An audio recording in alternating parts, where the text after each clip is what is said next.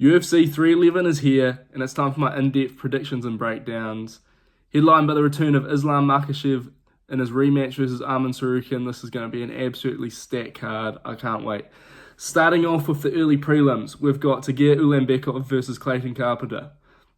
You see, the odds for this fight are heavily in the favour of Tagir Ulanbekov, and I do think he'll win. I do think he'll get the nod in the end by decision, but I think it's going to be a lot closer than the odds would suggest. I rate Clayton Carpenter. I think his grappling's really high level. He's undefeated. He's going to be confident, but Tagir Ulanbekov's good. The loss to Tim Elliott is a few years behind us now, and in his last bout against Cody Durden, he looked really good in my opinion. I think largely I think this fight will play out on the feet. I think Tagir Ulanbekov is going to shoot for takedowns. I think Clayton Carpenter is going to be fine in the scrambles. He may even end up getting top position at certain moments, but overall, I think Tagir Ulanbekov will be a lot better on the feet. He'll be able to work in the clinch, and I think he'll grind out a solid decision. I mean, whoever wins this one's going to be looking at a big fight up the rankings. I mean, it's a great start to the card for the first bout of the night. Moving up to the next one, Ricky Turcios versus Bernardo Sapage. I've got to be honest, this is a fight I'm not really too excited for. I mean, I don't rate Ricky Turcios at all, and neither really with Bernardo Sapage, but I do think Sapage will do enough to win. I mean, the guy just got absolutely steamrolled by Vinicius Oliveira in his debut last year, but going into that, he was pretty highly touted. He's got some good grappling credentials, solid striking, and I think he's better than Ricky Turcios everywhere. I think he'd be able to out-scramble him. I think he'll outstrike him on the feet. There's a potential for a finish here, but if I had to bet, I'd say 30-27 decision for Bernardo Sapage. But I don't see him going too far in this division. I mean, bantamweight's stacked, and yeah, I don't see him going too far. Moving up the card to the next bout, Rinya Nakamura versus Muin Gafarov. I think you have to go with Rinya Nakamura. He maybe shouldn't be a minus 600 favourite, because I thought in his last fight against that sort of, I can't remember what his name was, but he didn't look great, and I think his problem is he doesn't push for the finish too much on the ground. And yeah, I mean, I don't think Gafarov's very good though. I think he'll get his takedowns, he'll get him down. It'll probably be quite a boring fight. 30-27 decision for Rinya Nakamura, I expect. I think he's a little bit overrated. But he'll do enough to get a win here, and if he wins this, he's going to be looking upwards in the UFC. I expect them to potentially look at giving him a guy just outside the rankings next in the potential Asian card, which, I mean, that'd be more interesting for me than this one. I think it's just gonna, it might slow down the pace of the card, this one, I expect. Moving up, Karol Rosa versus Ailin Perez. Karol Rosa's just better everywhere. Like, we know the UFC want Ailin Perez to win for obvious reasons, but Karol Rosa, she's been in the rankings for quite a while now. You know, she's not really great at any one discipline, but I just think she's more well-rounded, and she's going to be able to beat Ailin Perez. This one will probably, I can expect she'll probably outstrike her, probably be out to outgrind her. You know, probably better cardio. It's just, it's tough for me to see Ailin Perez winning this, although who knows? If it's close, the UFC they'll probably lean the decision to Ailin Perez just because she's a lot more marketable than Karol Rosa. But I expect Karol Rosa to win this pretty comfortably by decision, which is going to be a bit of a theme on this card. I expect a lot of the fights to go the distance. But moving up, we've got Grant Dawson versus Diego Ferreira. This is a potential fight of the night, in my opinion. If you like grappling matchups, you know, this is a fight for you. This is gonna be fun. We're gonna have some really good scrambles in this one. On the feet, I'd say Diego Ferreira has a slight advantage, but I don't know if it's enough to really matter, if that makes sense. I think a lot of this fight's gonna take place on the ground, and I expect Grant Dawson to be able to scramble for longer. I expect him to end up, you know, sticking with these grappling exchanges and eventually getting top position and winning enough of the rounds to win the fight. I think Diego Ferreira might win the first, but Grant Dawson will just slowly grind it out. But yeah, I expect some really fun scrambles in this fight. This will be a fun one. Another one, probably not a finish, but who knows, man? Because Grant Dawson's good, and I mean he got fraud checked by Bobby Green a couple years ago now, but Grant Dawson is really good. He was, he's like 10-1-1 in the UFC. He's got a ridiculous record for sort of his position in the rankings. He should get another shot at the rankings if he wins this fight, in my opinion. But yeah, I've got him in this one. It'll be a fun fight. But yeah, moving up the card to the next one, we've got Bogdan Guskov versus Billy Elkana. I feel like we don't really know a lot about Billy Elkana. There's not really any solid names on his resume or anything. And Bogdan Guskov is good. Like, he hits hard. He's dangerous. And yeah, I think he's a class above Billy Elkana. I don't expect Billy Elkana to be able to grapple him. Like, we saw there was a bit of a weakness in Bogdan's game when he came up against Volkan Oezdemir. But it's a tough one. And Billy Elkana's generally middleweight. He's moving up a weight class for this fight. Like, he's going to be undersized. He's probably going to be a bit out of shape. And you don't want to be out of shape against a guy who hits as hard as Bogdan Guskov. I think he'll take him out probably in the first round. It might be a bit scrappy before it happens, but I expect Bogdan Guskov first round KO. That's my prediction for this one. But moving on to the next one, Zachary Reese versus Azamat Bekayev. Now this one I think is a little bit more interesting than the Guskov replacement, just because we've gotten a bit of a Dagestani in here. I believe Bekayev is. I had a look at his resume. Not really anything as well. But I mean, Zachary Reese hasn't really beat anyone either. I mean, he got slammed on his head by Cody Brundage. He won his last fight quite impressively, but I'm not really behind the Zachary Reese hype, to be honest with you. I do slightly lean towards him. Maybe not at the odds. Bekayev could be a good pick, but on a week's notice, it's hard to really push a pace. And Zachary Reese seems like a tough guy to take down, and on the feet, you'd probably back Zachary Reese. So I've got to go Zachary Reese. I think it's going to be a late rounds TKO. I don't think he's going to get out of there early. I think it'd be competitive until he finishes it, but Zachary Reese, I will go into the second round TKO for Zachary Reese. But yeah, up next, Jailton Almeida versus Sergey Spivak. This is another one. Almeida's a -500 favourite. I don't agree with that. I mean, again, on paper, you're backing him to beat Spivak.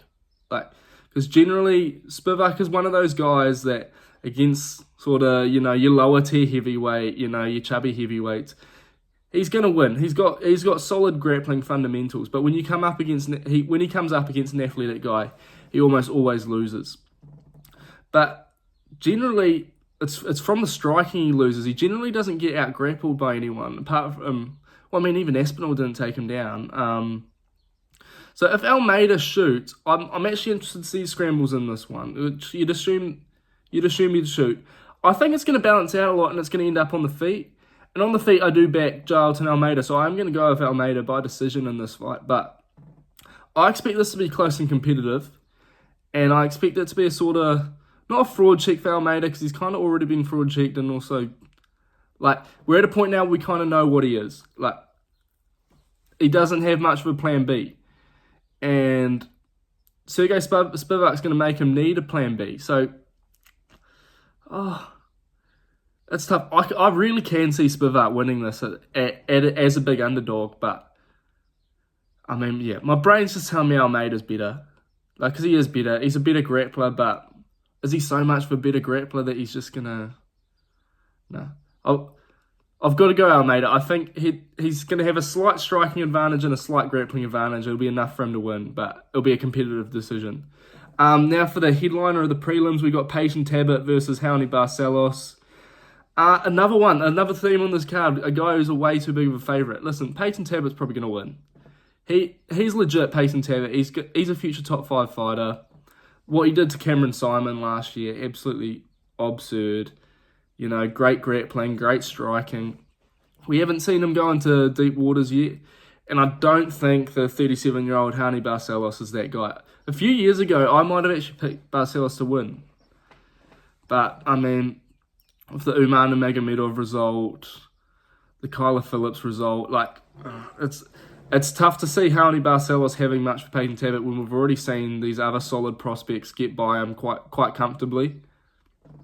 And yeah, I don't think he'll finish it early, Peyton Tabbitt. I think he'll have a patient approach, and he'll win the first round, and then probably we'll just see Raoni Barcelos, the fight really slip away from him. And I think eventually Peyton Tabbitt's going to get him down and get a submission in the second round. That's my prediction. Probably a rear naked choke. He might hurt him first and then get the sub off. But yeah, it's tough for me to see Barcelos really having too much for him. A prime Barcelos, I think, would give him problems. Probably not win, but he would give the current Peyton Tabbitt problems. But this ain't prime Barcelos. Peyton Tabbitt by second round submission. But now we move on to the pay-per-view. Kevin Holland versus René de Ridder. I've got René de Ridder winning by decision. I don't trust Kevin Holland anymore. It's that simple. The guy on paper should be one of the top fighters in either welterweight or middleweight. I mean, he's 6'4", long reach, hits hard. He's got great submissions, like great chin. On paper, Kevin Holland should be one of those guys who goes to the top, but for some reason he never seems to fulfill his full potential. You know, and it's like that. His last one against Roman Dolidze. I know he got injured, but that fight's a real teller for me. Sort of where Kevin Holland is at right now. He's a edge of the rankings guy. He can win fights purely off talent, but if there's a guy who's a little bit above that, who can put it together, and I think René de Ridder is that guy. He's the second coming of Dricus du Plessis. Good. Goofy style, but high-level grappling. The striking's a bit questionable, but I don't see Kevin Holland knocking him out. And I feel like if Kevin Holland's going to win this, he has to knock him out. I don't think Kevin Holland's going to win by points, and I don't think he's going to win by submission. I mean, René de Ridder submitted Gerald Meerschaert. That's very impressive. Like, to out-grapple Meerschaert, I know he's a bit of a meme because his striking can be pretty hairy at times, but on the ground, he's legit Meerschaert, and René de Ridder beat him on the ground. I expect he's going to win, and I'm kind of shocked the odds are a pick him. I think René de Ridder should be a little bit bigger of a favourite. He's pretty much as long as Kevin Holland. He's as tall. Like, Kevin Holland doesn't have the physical advantages that he did at welterweight, and I don't trust him to have been making the improvements in his bottom game to really get up if de Ridder secures takedowns, and I think he will. I've got de Ridder by decision. I think de Ridder can go actually quite far in this middleweight division. Even though he's not as technically gifted as a lot of the guys, it just gives off Dricus du Plessis vibes. He has very, very similar fight style, and I think he could go quite far. Moving up to the next fight, Beneil Dariush versus Renato Moicano. I think old man Beneil Dariush is going to really shock a few people here. Renato Moicano is good, and he's looked absolutely sensational in the recent run he's been on against guys like Benoit Saint-Denis, Jalen Turner, Doba, Riddell. He's looked really good, and he's been dominating guys. Not really Drew Doba, but the other, and also not really Jalen Turner. But and that's my problem. I look at the wins he's got, and it's guys who realistically once. I always thought Benoit Saint-Denis was a little bit overrated. I mean, his best win's Matt Frivola. And you look at the other ones, Jalen Turner, not great off his back. You know? What's the name? Brad Riddell, not great off his back. Drew Doba, we've seen him get out-grappled. I don't think Beneil Dariush has that weakness. I don't think Renato Moicano is just going to get takedowns on him. And on the feet, I back Dariush. He's got a power advantage. Technique-wise, they're probably a little bit similar, but I think... I'm not a full-on believer of the Renato Moicano hype. I know he's fun, he's funny, and I mean the Benoit Saint-Denis performance was absolutely sensational, but I don't think he's going to beat Beneil Dariush here. I think Dariush will have enough. He's got great takedown defense. I don't think Renato Moicano is just going to take him down. And on the feet, you've got to slightly back Beneil Dariush just because of that power advantage. And yeah, I mean, and Renato Moicano doesn't hit hard enough to put Dariush away like guys like Arman Tsarukyan and Charles Oliveira did. I don't think he hits as hard as those two, and I don't think he strikes as well as those two. I don't think he's gonna just finish Dariush on the feet. And when it comes to the grappling, Dariush, he's good. He's good. I think it's a bad matchup for Moicano. And yeah, I'm going to go with Dariush by decision. He's going to stuff the takedown, slightly outstrike him. Probably won't engage in much clinch work. He'll probably try and stay away from that. Just stay at striking range, and he'll scramble well with Moicano. Moving up, these last three fights are so good, man. This is a great card. And Yuri Prohaska versus Jamal Hill is next. Jamal Hill's going to win. And I know people are going to crash out over it if he does win. And I understand why. I like Yuri as well, but Jamal Hill, technically, it's tough. Rakic didn't finish Yuri because he doesn't hit that hard. But Rakic was having everything he wanted for 8 minutes of that fight until Yuri just decided to do Yuri things. I think Jamal Hill is good enough to get him out of there whilst Yuri is settling into the fight. And that's what Yuri fights come down to for me. If you don't get Yuri out of there early, you're not going to get him out of there, and it's going to be trouble for you at some point. But Jamal Hill hits extremely hard. He's got solid kicks from both stances. I think Jamal Hill's going to take him out of there. I think he'll KO him in the first round. Maybe not KO, more of a TKO. Because it seems, Powhatan couldn't knock Yuri properly unconscious. I don't think Jamal Hill will. But yeah, Jamal Hill's good. And we seem to forget about it because he hasn't had many fights over the last... he's only had one fight since the start of 2023 when he beat Glover.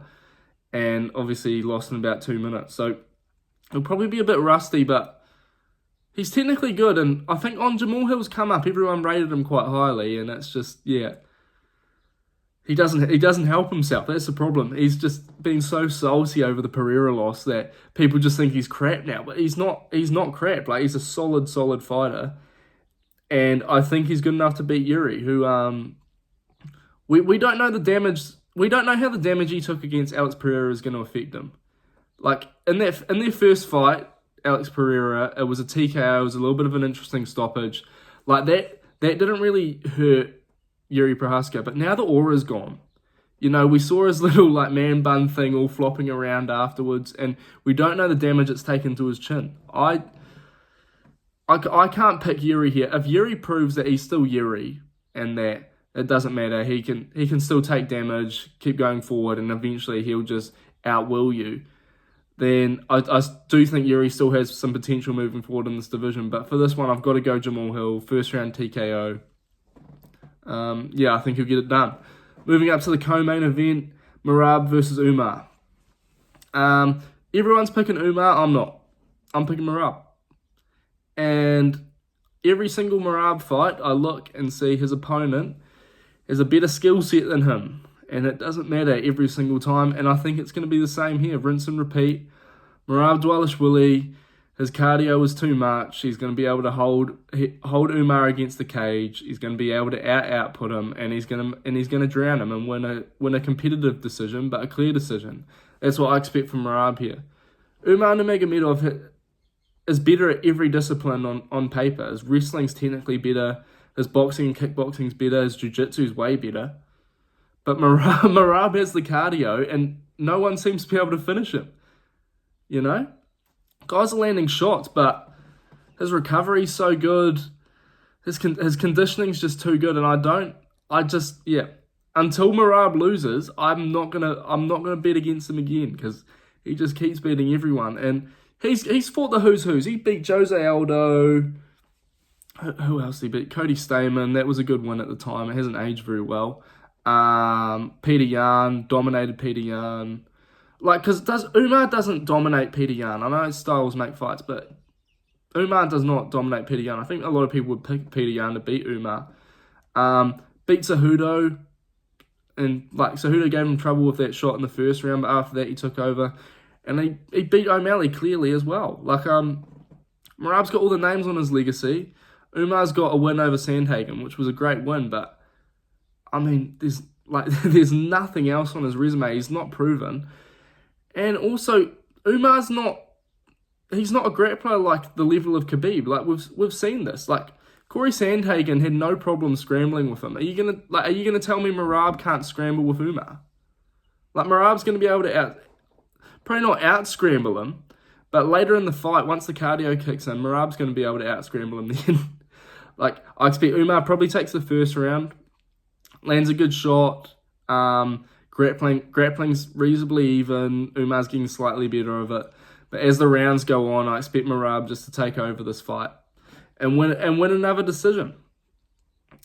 And yeah, I don't know who's going to take out Merab. If Umar can't do it, there's definitely no one in this division who's going to be able to, like, realistically do it. I mean, O'Malley has that chance with that one shot, but that's it really.